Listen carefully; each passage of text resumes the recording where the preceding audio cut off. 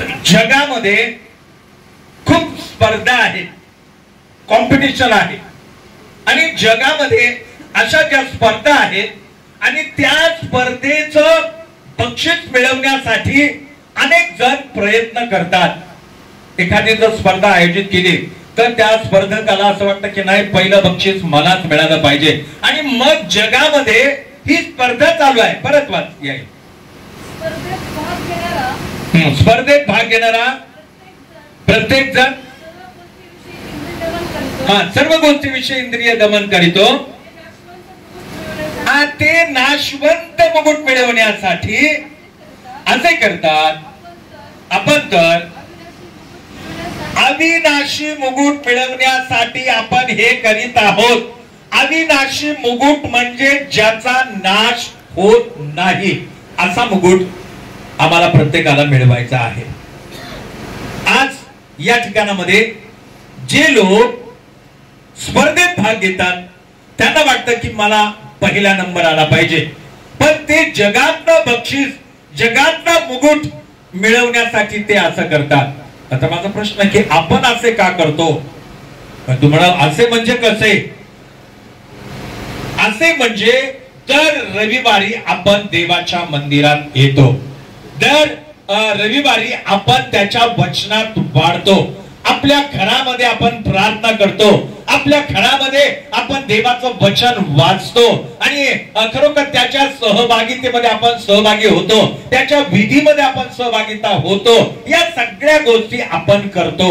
जर मी तुम्हाला प्रश्न विचारला की हे सगळं आपण असं का करतो, तर त्याचं उत्तर मीच तुम्हाला सांगणार आहे की या सगळ्या गोष्टी करण्यामागचं कारण आपल्याला पहिली गोष्ट स्वर्गाच्या राज्यात जायचं आहे। Praise the Lord. आपण प्रार्थना का करतो, आपण वचन का वाचतो, आपण त्याच्या मंदिरात का येतो, आपण देवाची आज्ञा का पाळतो, आपण पापापासून दूर का राहतो, आपण देवाच्या इच्छेप्रमाणे का वागतो, तर आपल्याला सार्वकालिक जीवनामध्ये देवाच्या राज्यामध्ये जायचं आहे। आणि जर देवाच्या राज्यात जायचं असेल, सार्वकालिक जीवनामध्ये जर आपल्याला जायचं असेल, तर आम्हाला या सगळ्या गोष्टी करणं गरजेचं आहे। आणि म्हणून आज आम्हाला तो मुकुट मिळवायचा आहे आणि तो जर अविनाशी मुकुट की ज्याचा नाश होत नाही असा मुकुट जर आम्हाला मिळवायचा असेल, तर देवाची इच्छा आहे की त्याच्या सानिध्यात आम्ही बसावं, त्याच्या सानिध्यात आमच्या लेकरांनी असावं, त्याच्या सानिध्यात आमच्या संपूर्ण कुटुंबियांनी असावं आणि मगच ते स्वर्गाचं राज्य आपल्याला प्राप्त होणार आहे। बंधू आणि बहिणीनो, जगाची परिस्थिती ही खूप वाईट अशी आहे आणि अशा वाईट वातावरणामध्ये तुम्ही आणि मी राहत आहोत। जगामध्ये पहा, टीव्हीचं तुम्ही बटन चालू करा की कुठे काय घडलं, कुठे कसा परिस्थिती आहे हे तुम्हाला पाहायला मिळेल। वर्तमानपत्र जर तुम्ही हातात घेतलं तर कशा प्रकारामध्ये जगामध्ये घटना घडत आहेत आणि ते आम्हाला त्या ठिकाणामध्ये पाहायला मिळतं। परंतु आज आपण देवाची लेकरं म्हणून देवाने आपल्याला का निवडलं आहे याचा जर आपण विचार केला तर दानिएलचं पुस्तक आणि याचा 12वा अध्याय आणि याचं 3रं वचन जर आपण पाहिलं तर तिथे आम्हाला पवित्र शास्त्र काय सांगतं, वाचा, कोणी पण वाचा, लवकर वाचा। दानिएलचं पुस्तक 12वा अध्याय 3रं वचन।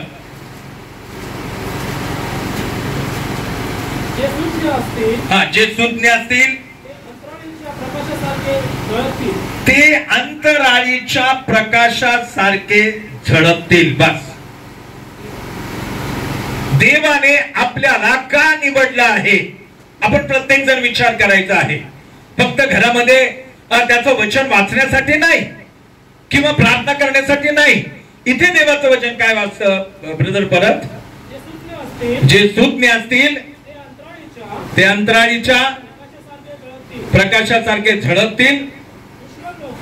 पुष्कळ लोकात धार्मिकतेकडे वळवणारे लोक युगान युग ताऱ्याप्रमाणे चमकतील। का देवाने आम्हाला हे ख्रिस्ती जीवन दिलेलं आहे? तर पवित्र शास्त्र आम्हाला सांगतं की आम्ही प्रकाशासारखे झळकावं, आमचा प्रकाश हा इतरांपुढे पडावा आणि मग आम्ही प्रकाशासारखे झळकावं आणि ताऱ्याप्रमाणे आम्ही चमकावं, ही देवाची इच्छा आहे। आणि म्हणून देवाने तुम्हाला आणि मला हे ख्रिस्ती जीवन दिलेलं आहे. आणि म्हणून प्रिय बंधू आणि बहिणीनो, पहिला जो मुकुट आहे आणि तो मुकुट आम्हाला प्रत्येकाला मिळवायचा आहे आणि तो मुकुट मिळवण्यासाठी या सगळ्या गोष्टी आम्हाला करीत राहायच्या आहेत आणि मगच आम्हाला सार्वकालिक जीवन आम्हाला मिळणार आहे. दुसऱ्या मुकुटाकडे मी तुम्हाला घेऊन जात आहे. पहिले थेस्सलोनिकयाचा दुसरा अध्याय वाचूया आपण. पहिले थेस्सलोनिकयाचे पत्र याचा दुसरा अध्याय 19 वचन. सी लाईन मध्ये कोणी पण वाचा लवकर. आमची आशा, आमचा आनंद, आमचा अभिमानाचा मुकुट. पाहिजे देवाचं वचन काय सांगतं परत जोरात. आमची आशा, आमची आशा, आमचा आनंद, आमचा अभिमानाचा मुकुट काय आहे? आपला प्रभू येशू याच्या आगमनात समयी त्याच्या समोर तुम्हीच आम्हाला, तुम्हीच आहात ना. Praise the Lord. पाहिजे देवाचं वचन काय सांगतं की दुसरा जो मुकुट आम्हाला मिळणार आहे ना, तो आनंदाचा मुकुट आहे. पवित्र शास्त्रात आपण असं वाचलं, कारण आमची आशा किंवा आमचा आनंद, हा आनंदाचा मुकुट आम्हाला प्रत्येकाला मिळणार आहे. तो अभिमानाचा मुकुट आहे. आपला प्रभू येशू ख्रिस्त याच्या आगमनात समयी, ज्या वेळेला प्रभू येशू ख्रिस्ताचं आगमन होणार आहे त्यावेळेला त्याच्या आगमनात समोर आपण खरोखर अभिमानाचा मुकुट, आनंदाचा मुकुट असे तुम्हीच आहात ना. मग हा मुकुट आमच्याकडे आहे का? प्रभू येशू ख्रिस्त येण्याच्या अगोदर आमच्या जीवनामध्ये तो आनंदाचा मुकुट, तो अभिमानाचा मुकुट आमच्याकडे आहे का? कारण प्रभू येशू ख्रिस्ता समोर आपल्याला उभं राहायचं आहे. त्याच्या राजासनासमोर आपल्याला जायचं आहे. आणि मग जर त्याच्या राजासनासमोर जर जायचं असेल तर आम्हाला हा जो आनंदाचा मुकुट आहे, हा अभिमानाचा मुकुट आहे आणि हा अभिमानाचा मुकुट आमच्याकडे असणं अत्यंत गरजेचं आहे. आज जगाची परिस्थिती आपण पाहिली तर जगामध्ये आज अनेक लोकांना श्रीमंतीचा गर्व आहे. आज जगामध्ये अनेकांना धनाचा, पैशाचा गर्व आहे. कुणाला आपल्या सौंदर्याचा गर्व आहे. परंतु पवित्र शास्त्र आम्हाला काय सांगतं की या सगळ्या गोष्टी व्यर्थ आहेत. जे स्तोत्र आपण वाचलं, स्तोत्र संहिता याचा 20वा अध्याय आणि 7व्या वचनामध्ये देवाचं वचन आम्हाला काय सांगतं वाचा.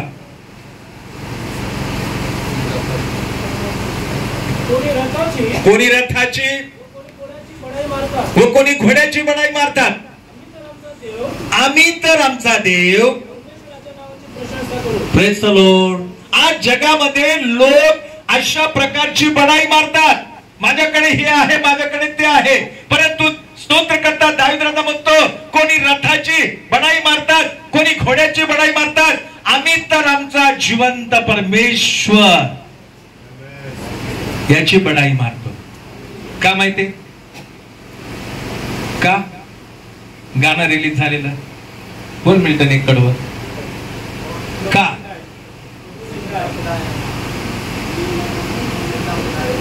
क्योंकि जिंदा हमारा खुदा जिंदा है. त्यामुळे हे लोक बडाई मारतात. शास्त्र सांगतं कोणी घोड्याची बडाई मारू द्या, कोणी रथाची बडाई मारू. वाचा परत ते ऐका सगळेजण. कोणी रथाची व कोणी घोड्याची बडाई मारतात. आम्ही तर आमचा देव, आम्ही तर आमचा देव परमेश्वर याच्या नावाची प्रशंसा करू, त्याच्या नावाचा गौरव करू, त्याची आम्ही आराधना करू, त्याचं नाव आम्ही उंचावू. यासाठी देवाने तुम्हाला आणि मला निवडलं आहे. कारण आमचा देव हा जिवंत आहे. आमचा देव आमच्या प्रार्थनेचं उत्तर देणारा, आमच्या प्रार्थना ऐकणारा आहे आणि तो जिवंत खुदा आहे. Praise the Lord. आणि त्याची महिमा, त्याची प्रशंसा आज तुम्हाला आणि मला करणं अत्यंत गरजेचं आहे. अनुवादाचं पुस्तक याचा 28वा अध्याय काढूया आपण. अनुवादाचं पुस्तक याचा 28वा अध्याय 7वं वचन मार्या वाचेल. अनुवाद याचा 28वा अध्याय आणि 7वं वचन.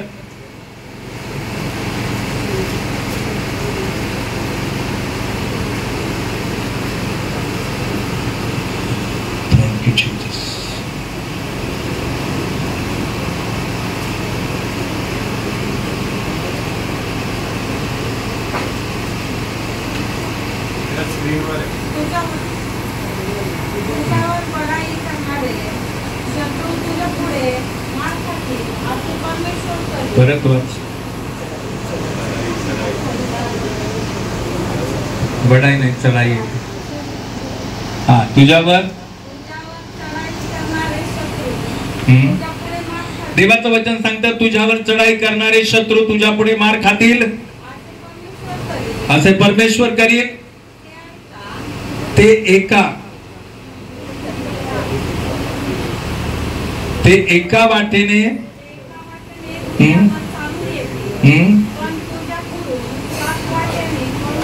Praise the Lord. इथे देवाचं वचन आम्हाला असं सांगतं की आमच्याकडे जे आहे किंवा जे मिळणार आहे ते केवळ प्रभूपासून आम्हाला आहे. आणि प्रभूचं वचन सांगतं की तुझ्यावर चढाई करणारे शत्रू तुझ्या पुढे मार खातील. म्हणजे हे आम्हा प्रत्येकासाठी आहे आणि परमेश्वर हे करील. ते एका वाटेने तुझ्यावर चालून येतील आणि त्यांचा नायनाट होईल. प्रिय बंधू बहिणीनो, देवाचं वचन सांगतं की आम्हा विश्वासणाऱ्या लोकांच्या जीवनावर सैतानाचं किंवा शत्रूचं काहीही चालणार नाही. कारण का आमचा परमेश्वर हा जिवंत परमेश्वर आहे. आमचा देव हा जिवंत देव आहे. आमचा देव हा आमचा पाठीराखा आहे. आमचा देव आमचं संरक्षण करणार आहे. आणि म्हणून आम्हाला प्रत्येकाला त्याच्या इच्छेप्रमाणे चालणं प्रियानो हे अत्यंत गरजेचं आहे. आणि मग तो आम्हाला आनंदाचा आणि अभिमानाचा मुकुट तो परमेश्वर देणार आहे. तिसरा जो मुकुट आहे त्या तिसऱ्या मुकुटाकडे मी तुम्हाला घेऊन जाणार आहे. तिसरा मुकुट आहे जीवनाचा मुकुट. आता हा जीवनाचा मुकुट कोणाला मिळणार आहे? आपल्या चर्च मध्ये 2 पास्टर आहेत, सिनियर पास्टर आणि ज्युनियर पास्टर, आहे का नाही? मग हा जीवनाचा मुकुट आमच्या दोघांना मिळणार आहे असं नाही बघा. काय वाटतं तुम्हाला मयुरीताई, काय वाटतं? फक्त आमच्या दोघांनाच मिळेल का जीवनाचा मुकुट? जीवनाचा मुकुट जो आहे हा जो प्राप्त करायचा असेल तर तो कोणाला मिळेल? समजा अमृत आणि आर्य हे दोघ जण दारू पितात. एक्झाम्पल, हा उदाहरण. हे पित नाहीत पण समजा हे तरुण आहेत आणि दारू पितात. मग आपण सगळेजण म्हणतो नाही नाही नाही नाही हे मार्या पण म्हणेल हा जीवनाचा मुकुट माझ्या पोरालाच मिळाला पाहिजे, आर्यनला. अरे पण तो दारू पितो. काही जण म्हणतील नाही नाही अमृतला पण मिळाला, तो पण पितो. मग इकडे जोशना खूप शिव्या देते, खूप शिव्या म्हणजे देत नाही ती, उदाहरण. मग आपण सगळेजण म्हणतो नाही ना तो जीवनाचा मुकुट जोशनाला देऊन टाका. तर तो जीवनाचा मुकुट असं कोणालाही मिळत नाही. याकोबाचं पत्र काढूया आपण, देवाचं वचन वाचूया. जीवनाचा मुकुट जो आहे हा कोणाला प्राप्त होणार आहे? याकोबाचं पत्र 1 अध्याय 12 वचन आपण वाचूया. हा, जो माणूस परीक्षेत टिकतो तो धन्य. पुढे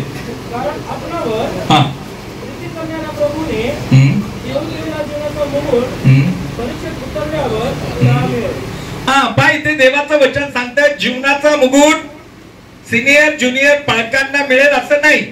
या शिव्या देणाऱ्या लोकांना, या दारू पिणाऱ्या लोकांना मिळेल असं नाही.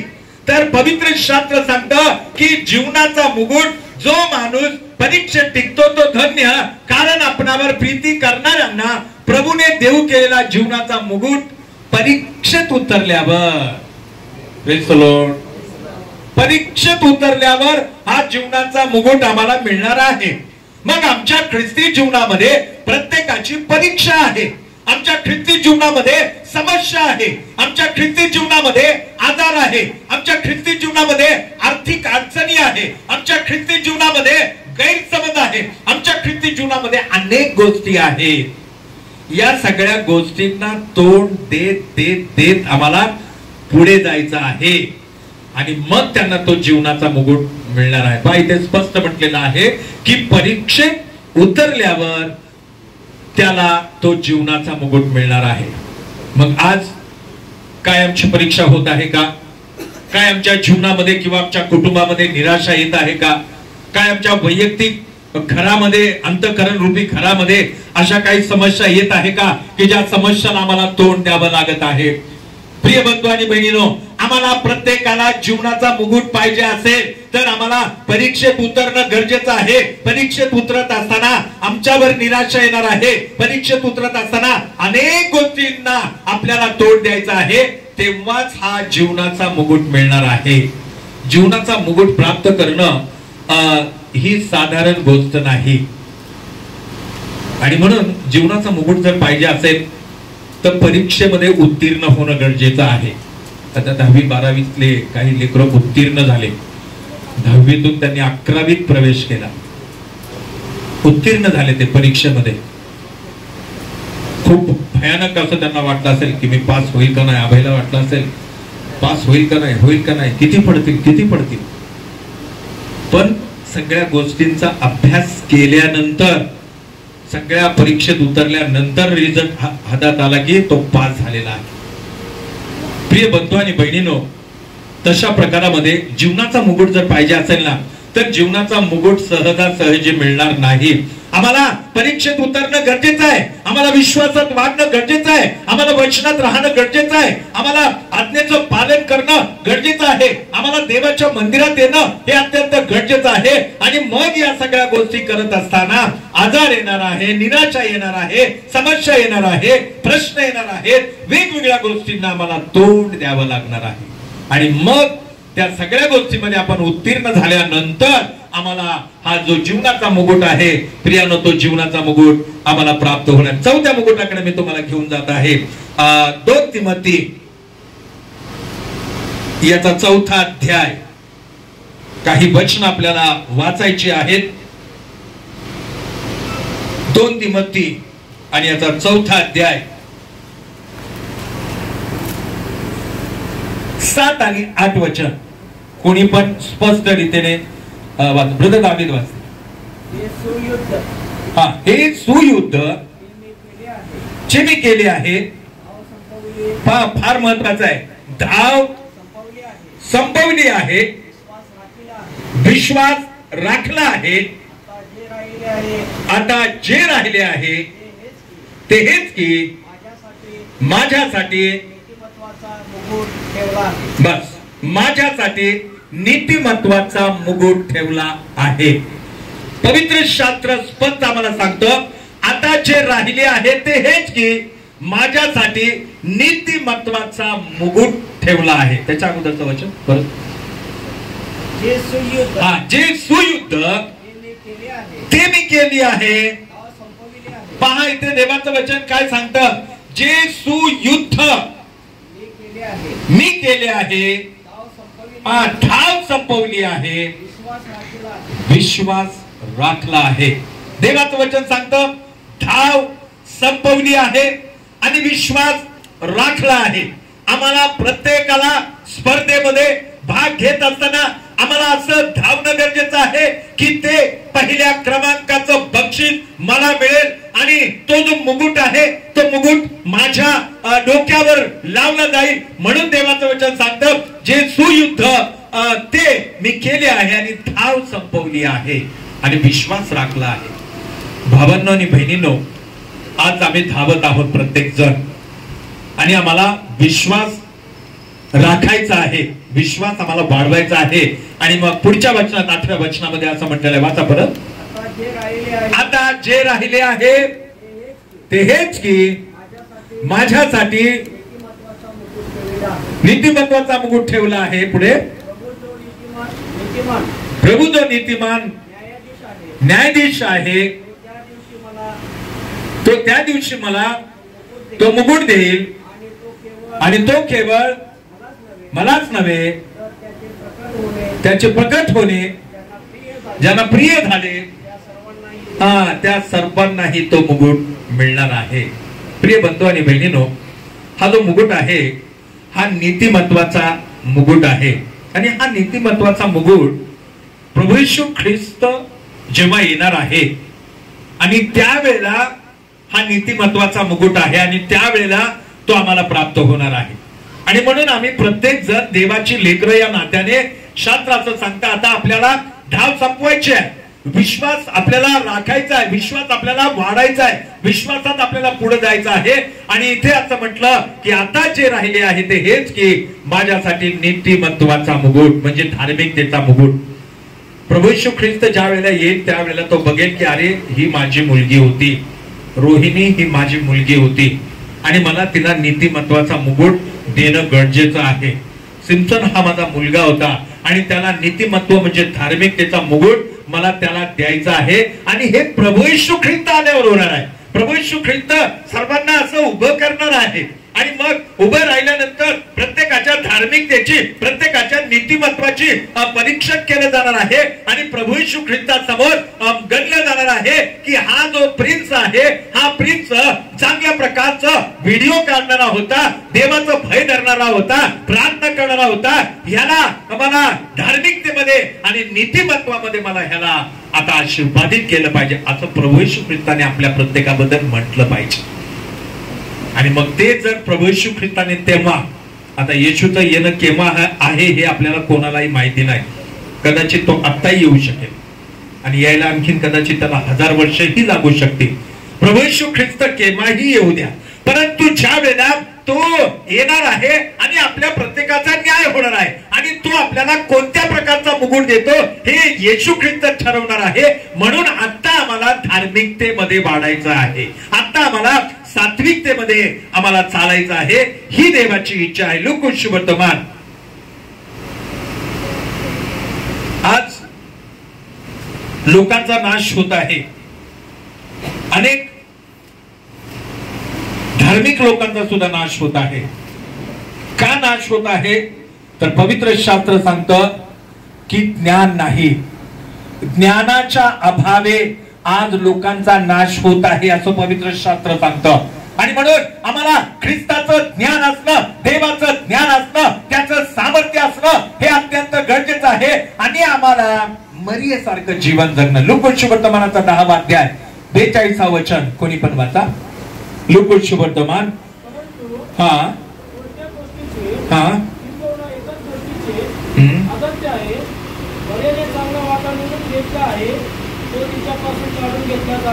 पाहिजे देवाचं वचन सांगतं मरियेने चांगला वाटा निवडून घेतला.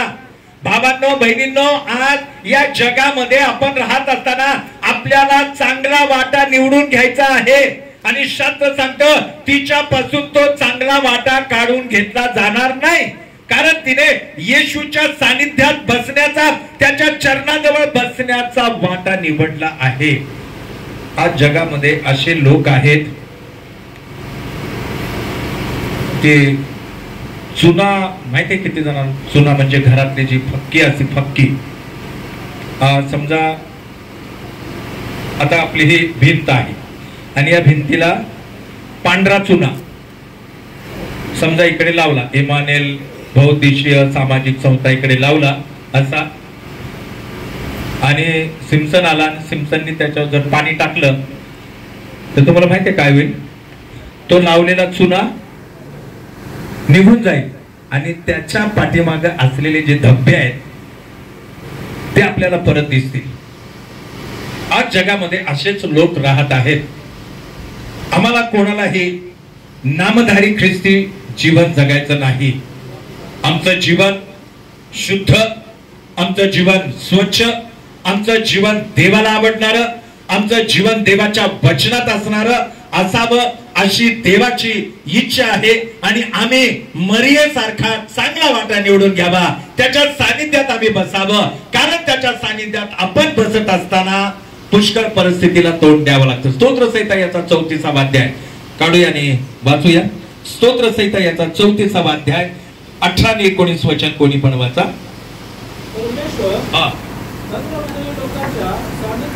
परमेश्वर भग्न हृदय लोकांच्या सानिध्यात असतो, अनुतप्त मनाच्या लोकांचा तो उद्धार करीतो. नीतिमत्वाला देवाचं वचन सांगतात नीतिमत्व ज्यांच्या जीवनामध्ये आहे त्या लोकांना म्हणजे धार्मिक लोकांना फार कष्ट होतात. Praise the Lord.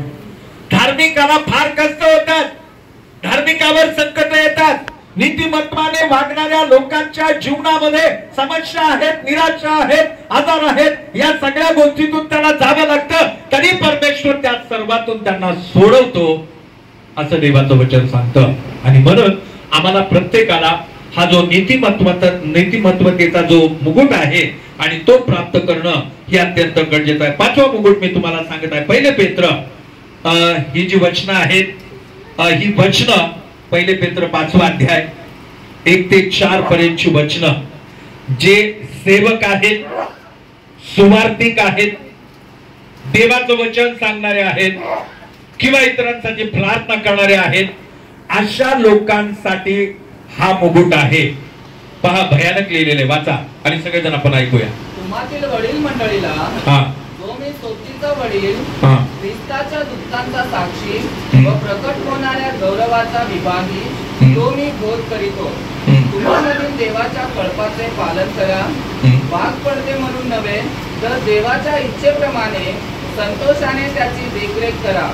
द्रव्य लोभानेही नव्हे, तर उत्सुकतेने करा. इथे गौरवाचा मुकुट आहे, गौरवाचा मुकुट. आणि हा गौरवाचा मुकुट जे सेवक आहेत, सुवार्तिक आहेत, प्रार्थना करणारे आहेत, वचन सांगणारे आहेत, अशा सर्वांच्यासाठी हा गौरवाचा मुकुट आहे. आणि हा गौरवाचा मुकुट आम्हाला प्राप्त करण्यासाठी या वचनात लिहिल्याप्रमाणे आम्हाला प्रत्येकाला राहणं हे अत्यंत गरजेचं आहे. प्रत्येक सेवकांना, प्रत्येक सुवार्तिकाला, प्रत्येक देवाचं वचन सांगणाऱ्यांना, प्रत्येक प्रार्थना करणाऱ्यांना या वचनाप्रमाणे चालणं गरजेचं आहे. उगाच सेवा करायची म्हणून करायचं नाही, उगाच वचन सांगायचं म्हणून सांगायचं नाही, उगाच प्रार्थना करायची म्हणून करायचं नाही, तर कल्पाचं योग्य रीतीने राखण आणि पालन आम्हाला करायचं. आता 5वं वचन फार महत्वाचं आहे त्यात अध्यायाचं. तसेच तरुणांनो वडिलांच्या अधीन रहा, वडिलांच्या अधीन राहा आणि एकमेकांची सेवा करण्यासाठी तुम्ही सर्वजण नम्रता रूपी कमरबंद बांधा. आता सगळ्या तरुण मुली म्हणतील की बरं झालं बाबा, आमचं नाव नाही, फक्त तरुणांना सांगितलंय. तरुण आणि तरुणी, स्त्री आणि पुरुष हे एकच आहेत, एकाच उद्देशाने देवाने बनवलं आहे. आणि म्हणून प्रत्येकाला देवाचं वचन सांगतं की तरुणांनो वडिलांच्या अधीन राहा, तुम्ही सर्वजण एकमेकाची सेवा करण्यासाठी नम्रता रूपी कमरबंद. एकमेकांची सेवा, आम्हाला प्रत्येकाला एकमेकांची सेवा करायची आहे आणि त्याच्यासाठी नम्र राहायचं आहे. शास्त्र सांगता आधी नम्रता मग मान्यता. आणि इथे देवाचं वचन सांगतं की एकमेकांची सेवा करण्यासाठी नम्रता रूपी कमर बंद बांधा, कारण देव गर्विष्ठांचा विरोध करतो. देवाला गर्विष्ठ लोक अजिबात चालत नाही. नाही, मी सगळ्यात मोठा आहे, मी ह्यांच्यापेक्षा फार महान आहे, हे देवाला चालत नाही. देवाच्या नजरेमध्ये आपण सगळेजण सारखे आहोत, कोणी उंच आणि कोणी मोठा नाही. कोणी एका गीतामध्ये असं म्हटलं आहे, इस मंडली में भाइयों हम सब एक है, ना कोई ऊंचा ना कोई नीचा, ना कोई गोरा काला, हम सब एक है. परमेश्वराने तुम्हाला आणि मला त्याच्या एकतेमध्ये राहण्यासाठी, त्याच्या सानिध्यामध्ये राहण्यासाठी आणि एकमेकांची सेवा करण्यासाठी, लीनतेमध्ये, नम्रतेमध्ये राहण्यासाठी परमेश्वराने तुम्हाला आणि मला निवडलं आहे. आणि म्हणून हा जो 5वा जो गौरवाचा मुकुट आहे, तो गौरवाचा मुकुट आपल्या प्रत्येकाकडे असणं गरजेचं आहे. 6वा मुकुट मी तुम्हाला सांगत आहे, वाचूया आपण स्तोत्र संहिता याचा 103 अध्याय. स्तोत्र संहिता याचा 103 अध्याय, त्याचं 4थं वचन. तो तुझा जीव विनाशकर्तेतून उद्धारितो, तो तुला दया व करुणा यांचा मुकुट घालतो. पहा, या ठिकाणामध्ये देवाचं वचन सांगतं की 6वा जो मुकुट आहे, दयेचा व करुणेचा मुकुट आमच्याकडे आहे का?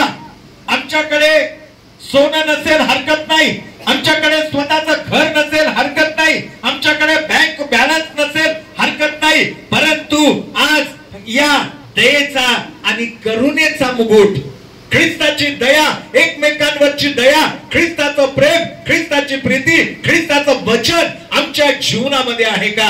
कारण पवित्र शास्त्र या ठिकाणामध्ये आम्हाला स्पष्ट रीतीने सांगतं की तो तुला दया व करुणा यांचा मुकुट घालतो.